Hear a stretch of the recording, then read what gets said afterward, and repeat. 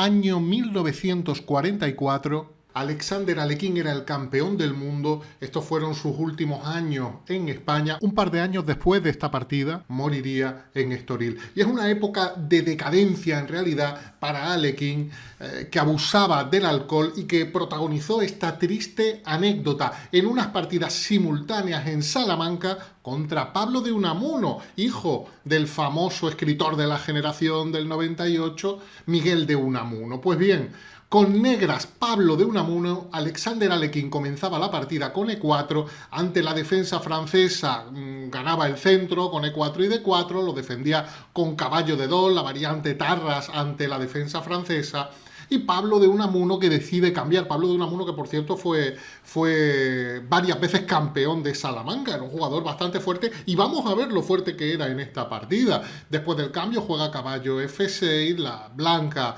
deciden cambiar para que la dama del rival sea desarrollada rápidamente, y caballo F3 no solo es una jugada de desarrollo, no es una inocente jugada de desarrollo, sino que prepara la jugada alfil G5. Creando molestias contra la dama que ha sido desarrollada muy pronto. Seguramente por eso Pablo de Unamuno juega H6, anticipándose a la jugada alfil G5. Unamuno evita alfil G5, Alekhine desarrolla preparando el enroque, alfil D6 enroque, y las negras pues también enrocan. Las blancas juegan C4, ganando presencia central, y B6. Muy sólido, jugando muy sólido. Pablo de Unamuno buscando el desarrollo por fianchetto del alfil de C8, quiere venir a B7 y quiere de ese modo en realidad tener cierta influencia en el centro. Lo que tiene mucho sentido teniendo en cuenta dos elementos más en la posición. El primero de ellos, que el alfil apunta ya a H2, con lo cual si consigue situar el otro alfil en B7, la presión contra el enroque puede ser bastante grande. Y el segundo elemento es que esa presión además cuenta con la presencia de la dama frente al enroque. En alguna de estas podría venir, por ejemplo, por G6 para presionar en G2. Digamos que ya está situada frente al enroque enemigo. Alekhine ni se inmuta y juega alfil E3, y después de alfil B7 va a venir la triste anécdota. Se cuenta que Alekhine tenía, se le notaba que había abusado del alcohol, era algo no más frecuente de lo deseable. Esto ya había ocurrido más veces. Se cuenta que abusaba con cierta frecuencia del alcohol, y en esta partida se le notaba. Y se le notó aún más cuando en esta posición quiso enrocar con la dama. Sí, ya ha enrocado corto, las blancas ya han enrocado corto, pero en esta posición Alekhine con su dama y con su torre del flanco de dama quiere enrocar. Ya nos podemos imaginar la confusión que se produjo en ese momento. No sabemos exactamente cómo procedió todo. Quiero decir que esto es una anécdota, pero muchas veces las anécdotas pues son simples leyendas, son cosas que la gente cuenta.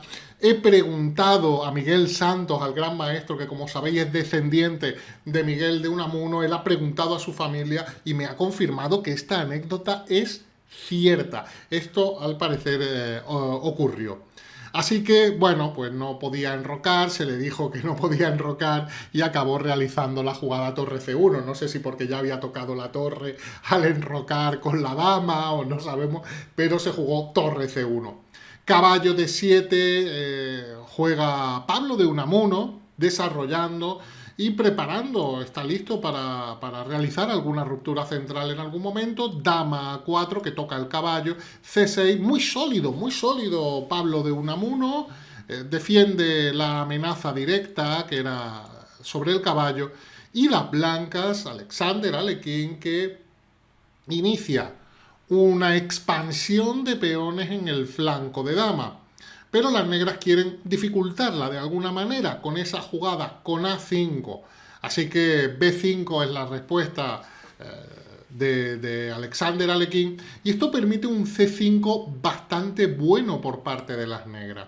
Ahora que la dama ya no tiene influencia sobre el caballo porque su propio peón de B5 se lo impide, las negras aprovechan no solamente para romper en el centro, para jugar contra esa mayor presencia central de las blancas, sino principalmente para abrir la diagonal del alfil de B7, que como decimos, su influencia puede acabar impactando en el enroque de las blancas. Incluso ahora, con la dama blanca en A4, cualquier acción que las negras realicen contra el rey de la blanca podría tener más sentido, precisamente por eso, porque la dama se halla lejos de la defensa. Por lo pronto, Alekhine defiende el centro con torre de 1, torre de 8, que parece bastante normal, y ahora acaba avanzando ese peón a D5, que no parece la mejor decisión, y este caballo de 5 sí que es una jugada bastante interesante. Quiere cambiar, quiere eliminar la principal pieza defensora del enroque de las blancas, que es el caballo en F3. Alekhine decide retirarlo de momento, pero dama H4 ya es una jugada bastante molesta, porque la dama pone un ojo en el peón de H2. Es cierto que el alfil ahora mismo no ataca, no se está amenazando la entrada directa porque hay un caballo N5, pero está claro que las piezas tienen una tendencia de ataque bastante importante. Además, la dama en H4 también puede permitir algún cambio sin que las blancas puedan retomar por... Ahí tenemos el porqué, porque la dama de H4 también tiene influencia sobre la dama enemiga en A4 y está clavando, por lo tanto, el peón de C4. Bueno, G3, una jugada bastante natural en la posición, que el blanco, por una parte, quiere expulsar a la dama de H4 y por otro quiere anular cualquier peligro en H2 con este peón en G3 que ya cortará la diagonal del alfil. La mala noticia para las blancas en esta posición es que ahora las casillas blancas del enroque de las blancas quedan debilitadas. Esto se debe a una regla estratégica que comento en muchas ocasiones. Cuando en cierto sector del tablero situamos nuestros peones en casillas todas del mismo color, las casillas de color contrario quedan débiles, y eso se nota ahora en el enroque de las blancas. Dama E4, una jugada bastante provocativa.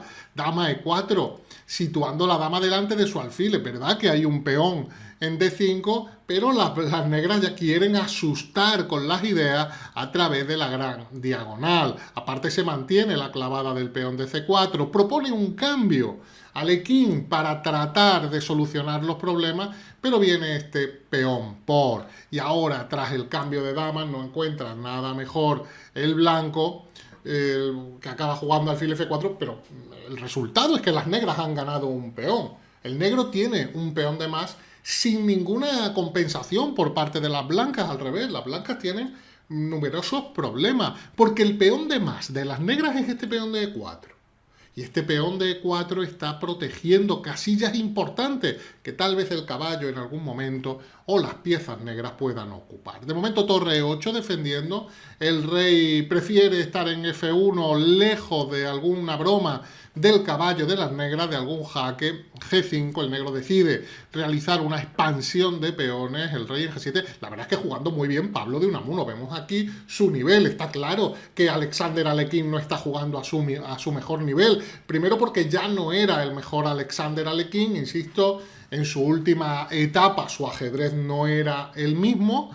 Y además, bueno, ya como contamos aquí, estaba bajo los efectos del alcohol. H3... pero vamos, que tampoco, bueno, se ha querido enrocar con la dama y se ha dejado un peón, pero no hay que quitar méritos al juego de Pablo de Unamuno. Alfil de 2, está jugando muy bien la expansión de peones, mejora su rey. Las blancas no tienen la ventaja de espacio de las negras, como ocurre con las ventajas de espacio. Cuando un jugador avanza sus peones, esos peones no solo son una amenaza, porque pueden seguir progresando, porque podría, en este caso además que son una mayoría de peones, podrían acabar convirtiendo un peón pasado, consiguiendo un peón pasado, sino que además, sobre todo, crean el efecto, digamos, la consecuencia de que las piezas del rival no tienen buenas casillas. Y aquí vemos cómo las piezas del rival no pueden pasar de la segunda fila. Alfil C7, alfil C3, desclava con rey E6, Pablo de Unamuno, su caballo. El alfil viene a atacar a la torre, que simplemente se retira, y las blancas solo hacen intentos, pues bueno, buscando algún error, esperando alguna imprecisión, algún error por parte de las negras, que están jugando muy bien. Y como decíamos antes, ese peón N4 servía para que en algún momento alguna pieza, principalmente el caballo, pudiera situarse en D3 o en F3. Elige la casilla D3, el caballo de las negras, atacando la torre de C1 que se retira. El alfil también viene a atacar y se producen cambios, se producen simplificaciones que lo único es que están acercando a las negras a un final todavía más ventajoso. Torre ataca alfil, se produce el cambio de torres, el alfil que se retira y los peones que siguen avanzando. Como decíamos, expulsando a las piezas del rival, pero además son una mayoría. En algún momento pueden conseguir un peón pasado, el caballo se sitúa en D5 y bueno, esto ya son dos peones de más. La posición es claramente ventajosa y en esta posición Alexander Alekhine acabó abandonando.